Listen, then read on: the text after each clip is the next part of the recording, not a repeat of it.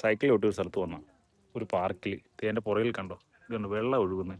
ഇതെന്നാ സംഭവം എന്നൊന്നും എനിക്കറിയത്തില്ല. ഇവിടെ ആൾക്കാർക്ക് ഇരിക്കുകയും ചെയ്യാം, ഒരു സെറ്റപ്പാണ്. കൊള്ളാം. എൻ്റെ റൂമിൽ നിന്നൊരു 15-20 കിലോമീറ്റർ ഉണ്ടെന്ന് തോന്നുന്നു.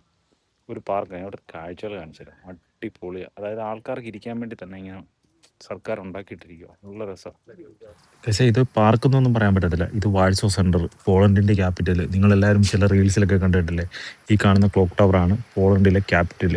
ഇതിൻ്റെ ഏറ്റവും മെയിൻ സാധനം. രാത്രി ലൈറ്റും കാര്യങ്ങളെല്ലാം ഉണ്ട്. ഇത് പകലായതുകൊണ്ടാണ്. ഇവിടെ തന്നെ നല്ലൊരു പാർക്കും എല്ലാം സെറ്റ് ചെയ്തിട്ടുണ്ട്. നമുക്കിവിടെ വന്നു കഴിഞ്ഞാൽ ഒരു ദിവസം അടിച്ച് പൊളിക്കാനുള്ള ഒരു സെറ്റപ്പ് ഉണ്ട് ഇവിടെ. തൊട്ടടുത്ത് തന്നെ ഒരു ചെറിയ കുളമുണ്ട്. അവിടെ ആൾക്കാർക്ക് കുളിക്കാം. ഇപ്പോൾ ആളുകൾ ചെറിയ മഴയൊക്കെ ഉള്ളതുകൊണ്ട് ഈ വെള്ളത്തിൽ തന്നെ കുളിയും പരിപാടികളൊക്കെ. നമ്മളങ്ങനെ ഇറങ്ങിയൊന്നുമില്ല. ജസ്റ്റ് ഇവിടെ ഒന്ന് കണ്ടിട്ട് അങ്ങ് പോയെന്നല്ലാതെ ഇല്ല. പിന്നെ അതിനെ അട്രാക്റ്റായിട്ട് എനിക്ക് തോന്നിയത് ആളുകൾ ഇവിടെ പറഞ്ഞുള്ള അറിവാണ്.